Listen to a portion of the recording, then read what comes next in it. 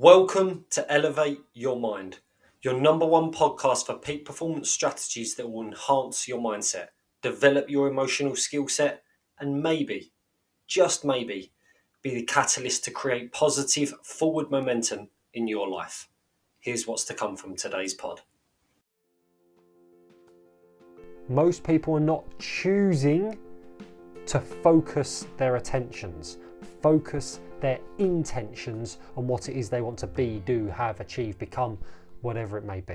Boom, and we are live. Guys, welcome back to the podcast. This is Elevate Your Mind. This is the Peak Performance Podcast where I'm going to bring you the best strategies to help you move past whatever limiting feeling or emotion or situation you find yourself in.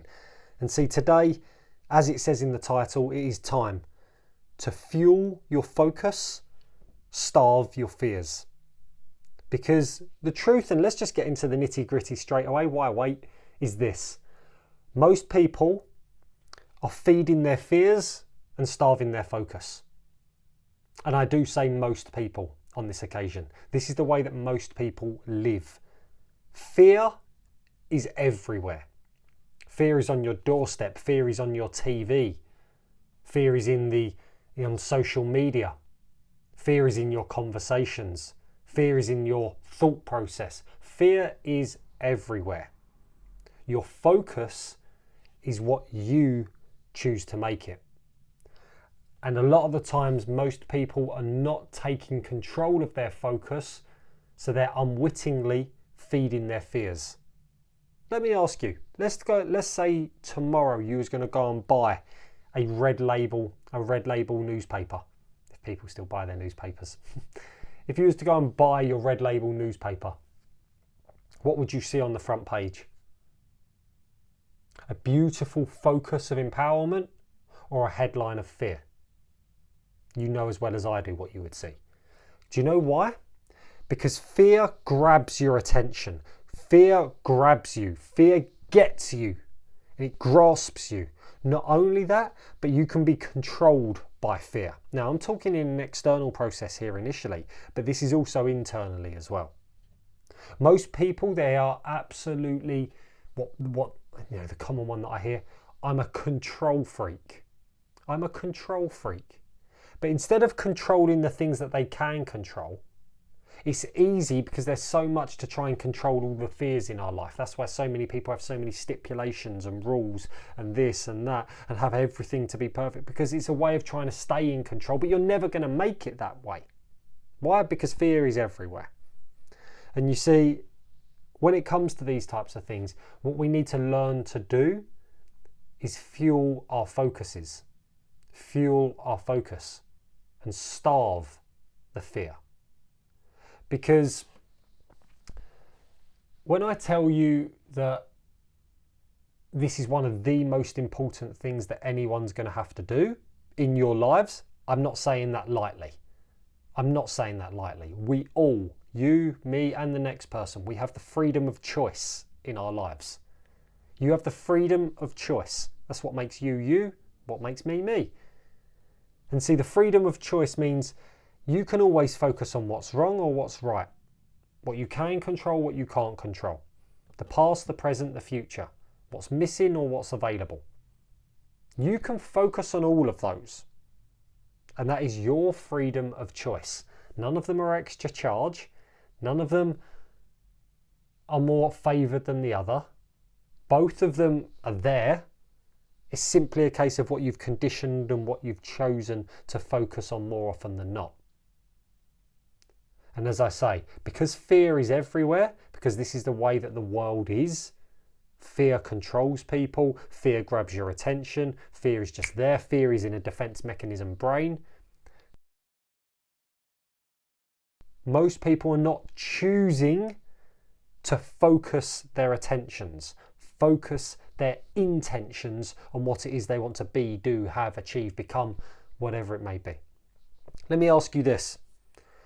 When you speak with your family, for some of you, when you speak with your family, when you speak with your friends, your main source of conversation is something centered around fear. And I'm going to get more specific here in a moment. And I'm going to show you how you've been feeding your fears. Not purposefully, no shame, no blame, no finger pointing, but how we all do this unwittingly. Because what do we do?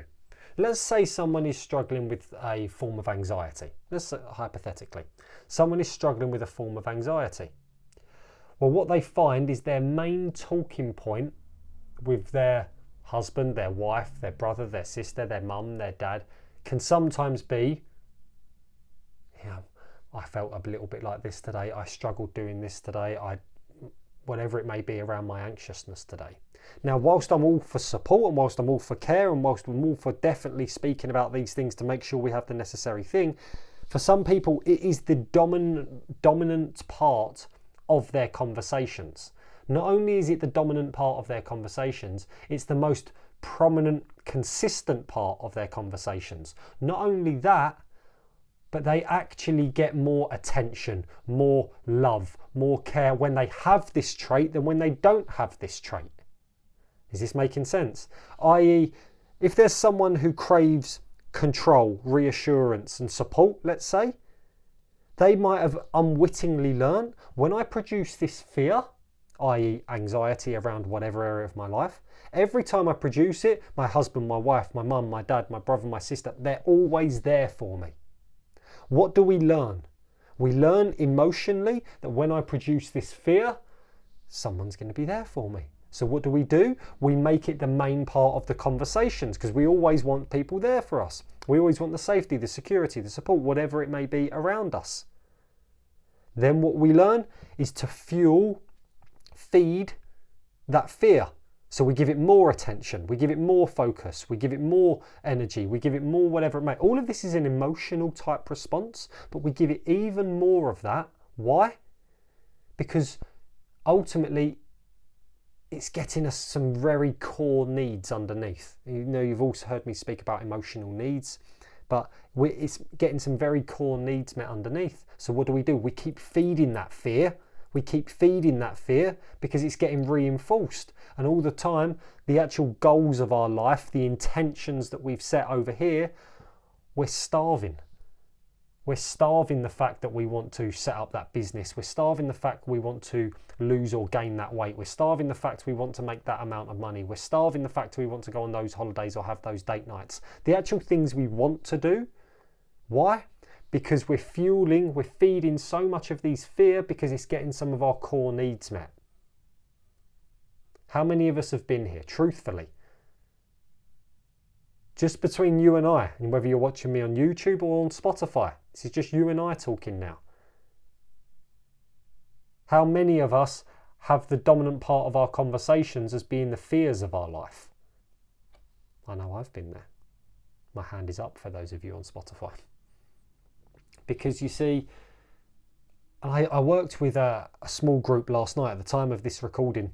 This is I'm working with my group on the Life Empowerment Program and worked with some phenomenal people last night. And as I say, at the time of this recording, I explained to them, if I am stressed, a fear, basically, that's what stress is. Stress is a fear. And every time I'm fearful, every time I'm stressed, I have a well-meaning, supportive, incredible partner next to me who every time I'm stressed, she comforts me every single time. In the long run, question, is that benefiting me or not? I'm asking you that. If I'm stressed and every time I'm stressed, she comforts me. In the long run, is that beneficial for me or not? Some of you are already answering this behind your screens or in your earphones. No, of course it's not. Why not? Tell me, why not? Because you've all said something to the effect of, every time you're stressed, she comforts you. She only comes to your need when you're stressed. You learn to produce the stress and then she's there for you. This is where some of us, unconsciously feeding our fears in this way. Because every time I become stressed, she's there and I'm okay now. You know what?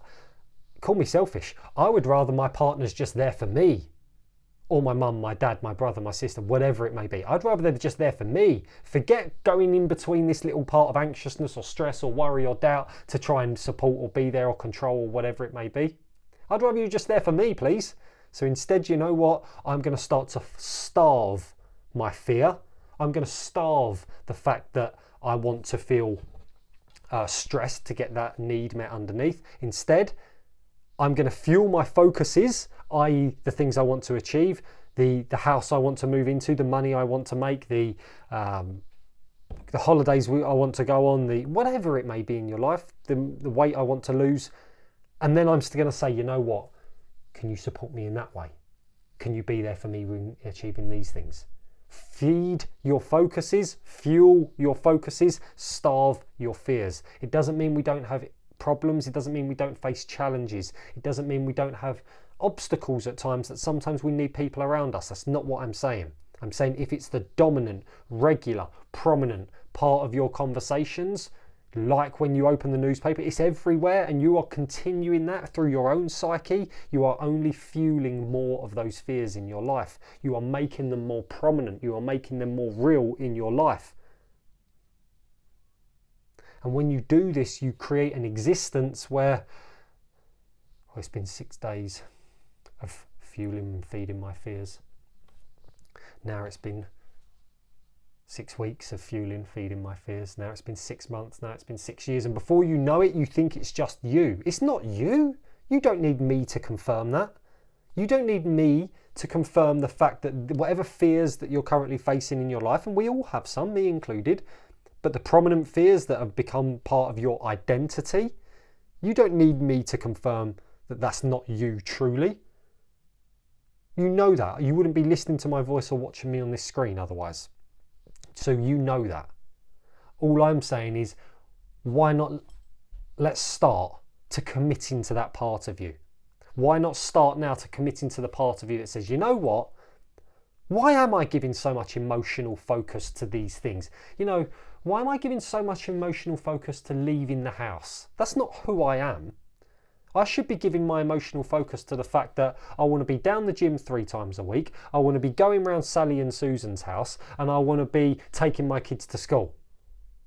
Because that's who you are. That's your identity. And guess what? If you're giving enough emotional focus and intention to the feeding your focuses in that way, you're halfway down the road before you actually think, oh yeah, before I was focusing on just leaving the house. Now I'm halfway down the road and I haven't even thought about that back there.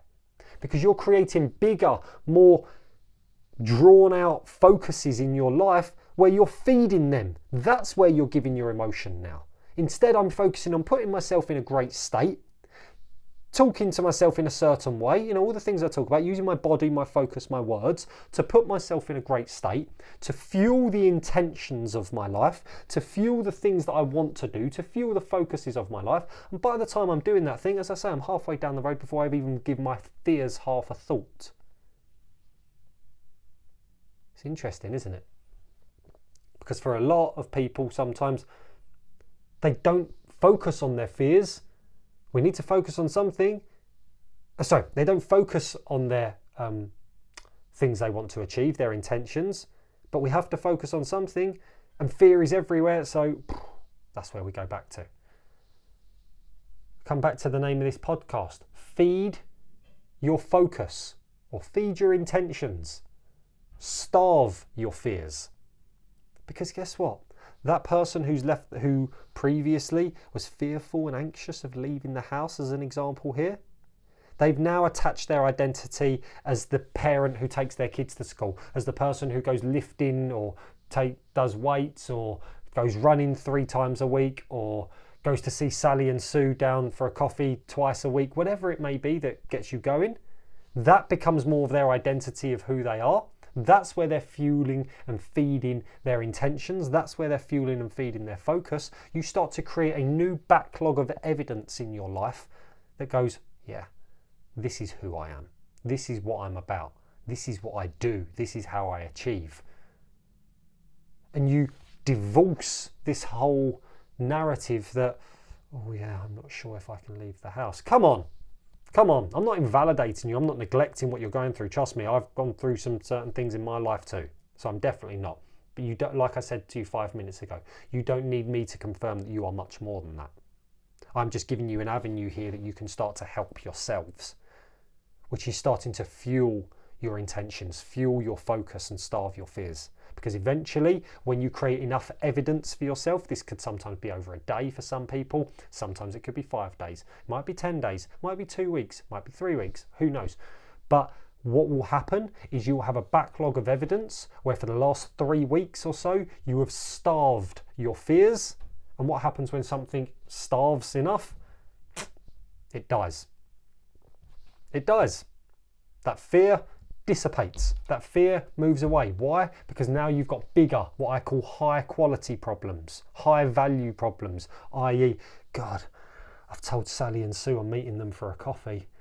I need to pick the kids up from school, meet Sally and Sue, but I also said I was going to go and run that 5k today.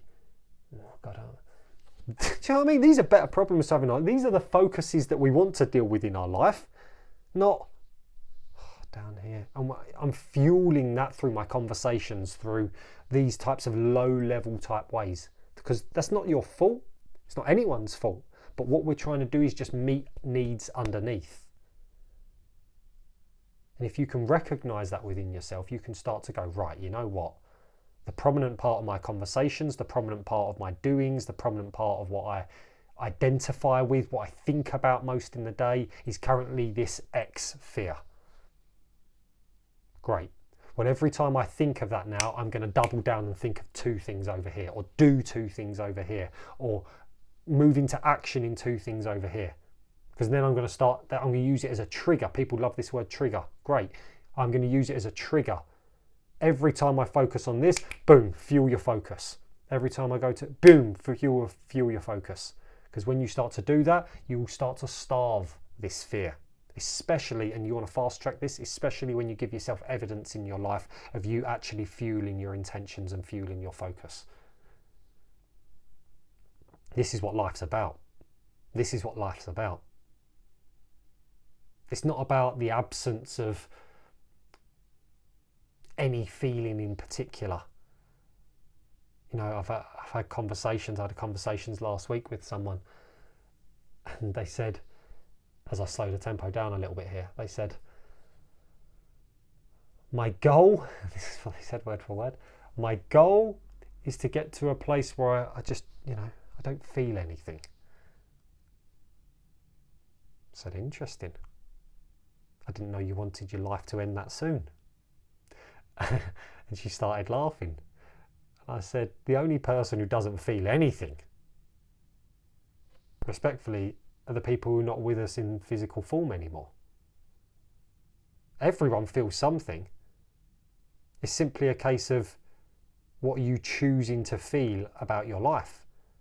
If I have no focuses to go for, I'm going to make that niggle, so to speak, or that flutter, or that whatever it may be, make it into, oh God, because there's no reason for it.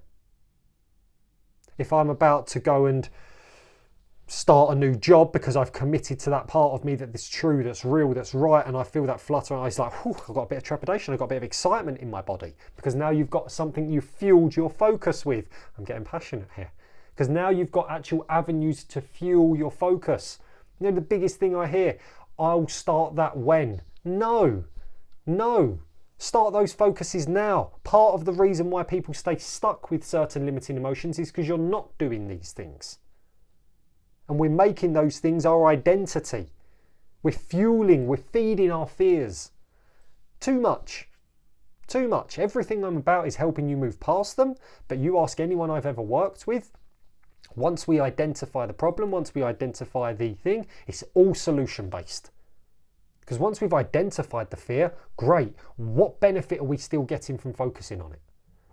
If you know what it is that you're feeling, oh, this is this, great, what purpose have I got from still focusing on that? Why not have my conversations, my energy, my focuses all around the solutions that are going to take me away from that place?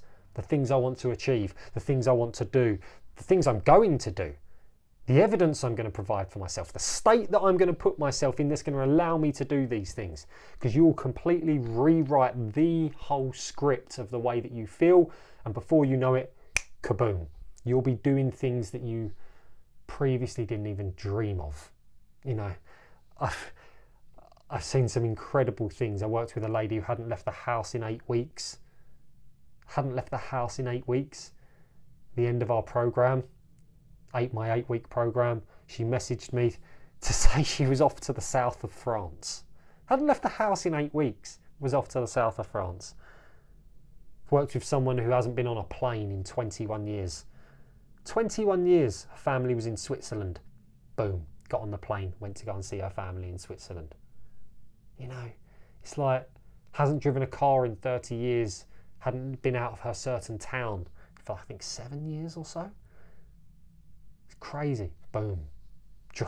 Driving to dance lessons out of town. When you can give as much focus to the things you want to do and go, you know what, this is who I am, this is what I'm about, this is the state I'm going to be in, I'm going to start to fuel my focus, you'll unwittingly begin to starve your fears.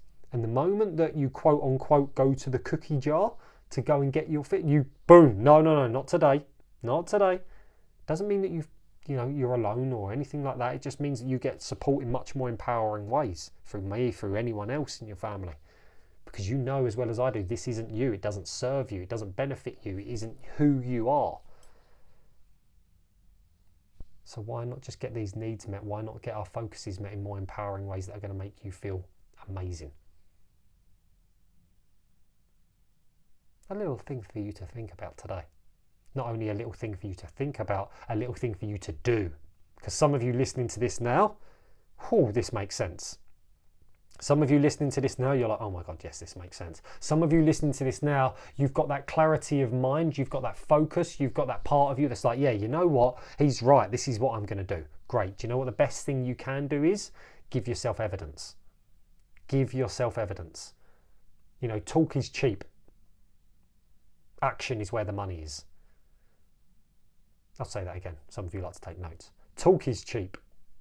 Action is where the money is. Go and get rich, baby. Guys, it is time to elevate your mind. Let's go do this.